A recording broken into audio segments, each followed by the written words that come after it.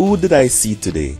Was it Andrew Tate, aka Top G, the internet alpha male for depressed boys and woke girls? I am the alpha of alphas. The immense power I possess. Or was it Brian Michael Hinds, aka Bottom G, Tate's zesty doppelganger, famous for his wall-conquering moves and rendition of Tourner dans le vide by Indela?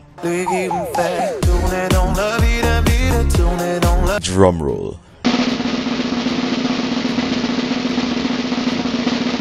Well, it was neither, but he looks the part, so let's call him Middle G. I am the alpha of alphas. When you put enough men in the same room, there's a transference of energy that makes us feel invincible. No, it's really weird.